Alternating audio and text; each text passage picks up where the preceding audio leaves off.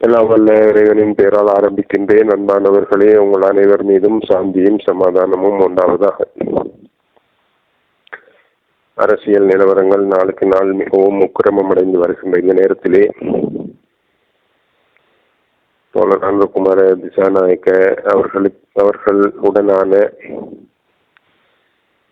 அலை மேலோங்கி வருவதை கண்டு எல்லா கட்சிகளும் அல்லது எல்லா வேட்பாளர்களும் தற்போது பீதி அடைந்திருக்கின்றார்கள், மிக கடுமையாக பீதி அடைந்திருக்கின்றார்கள். அதனால் பல வதந்திகள் கிளம்ப தொடங்கி இருக்கின்றன. அவற்றை இப்போது தெளிவாக கூற முடியாதிருக்கின்றது.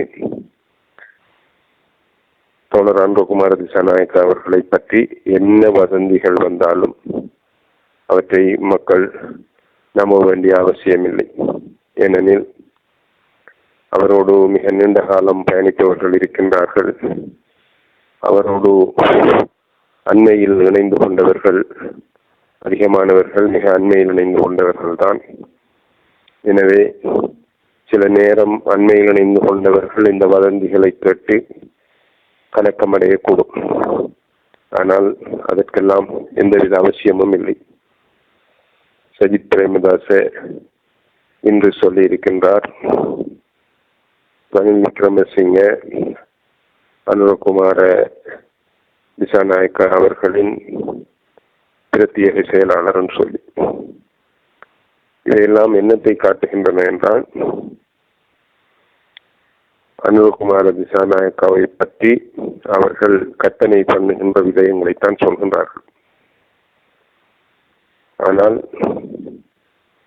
இவர்கள் கற்பனைக்கெல்லாம் அப்பாற்பட்டவர் தான் தோழர் அன்புகுமார திசாநாயக்க அவர்கள்.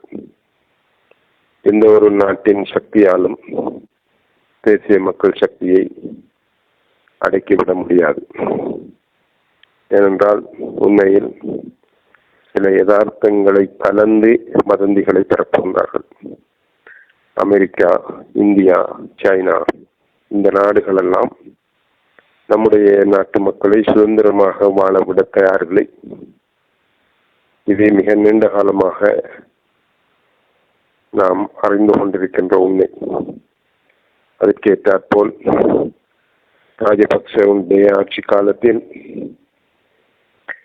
கடல் வளங்களை அவர்கள் அள்ளிச் செல்கின்ற போது ராஜபக்சவின் குடும்பத்தினருக்கு ஒரு நாளைக்கு $50,000 அப்படி, அது இந்த நாட்டுக்கான வருமானம் அல்ல, ராஜபக்சவின் குடும்ப வருமானமாக காணப்பட்டது. அதனால் அவர்கள் எங்களுடைய கடல் வளங்களை சுரண்டுவதை கடற்படையினர் தடுக்காதவாறு உத்தரவிடப்பட்டிருந்தது. இப்படியெல்லாம் அடுத்தது திருமலை இயற்கை துறைமுகம்.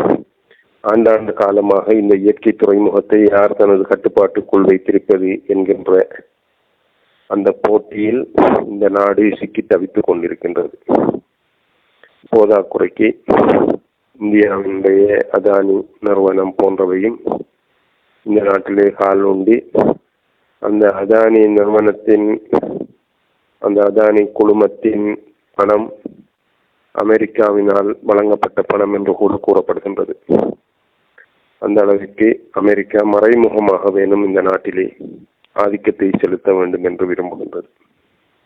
இவற்றையெல்லாம் சிந்திக்காத நம்முடைய மக்கள் காலாகாலமாக இந்த நாட்டிலே ஜனநாயகம் இருக்கின்றது என்றும் இந்த நாட்டு மக்கள் சுயநிர்ணய உரிமையுடையவர்கள் என்றும் நினைத்துக் கொண்டிருக்கின்றார்கள்.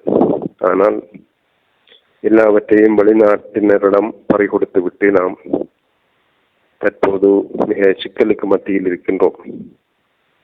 மைத்திரிபால சிறிசேன அவர்கள் ஜனாதிபதியாக இருந்த காலத்திலே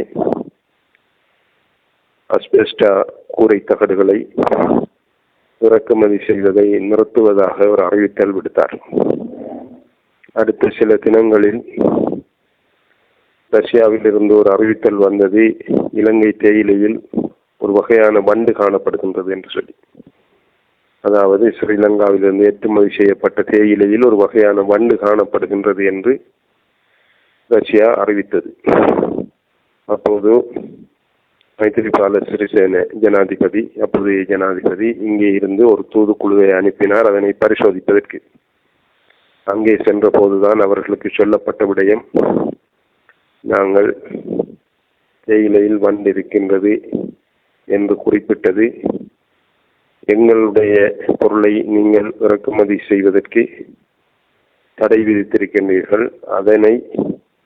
அதற்கு சவாலாகத்தான் நாங்கள் இந்த விடயத்தை குறிப்பிட்டிருக்கின்றோம். அதாவது அஸ்பெஸ்டா கூரை தகடுகள் மனிதனுக்கு புற்றுநோயை ஏற்படுத்தும் என்று ஸ்ரீலங்கா வைத்தியர்கள் கருத்து தெரிவித்தார்கள். ஆனால் அந்த ஸ்ரீலங்கா வைத்தியர்களின் கருத்துக்கு அமைவாகத்தான் அஸ்பெஸ்டா சீட் இறக்குமதி செய்யப்படுவது தடை செய்ய. ரஷ்யா எங்களுடைய நாட்டு மக்கள் புற்றுநோயாக இறந்தால் என்ன அல்லது வேறு நோய்களால் முற்றுமுழுதாக அழிந்தால் என்ன, அவர்களுடைய கூரை தகடுகளை எங்களுக்கு விற்றாக வேண்டும் என்ற காரணத்திற்காகத்தான் அந்த போலி தகவலை எங்களுடைய நாட்டுக்கு அனுப்பினார்கள், தேயிலையில் வந்திருக்கின்றது என்று. அதற்கு பிறகு அந்த அஸ்பெஸ்டா கூரை தகடுக்கான தடை மைத்திரிபால சிறிசேன அவர்களால் நீக்கப்பட்டது. அந்த தடை நீக்கப்பட்டவுடன் தேயிலையில் இருந்த வண்டும் பறந்துவிட்டது.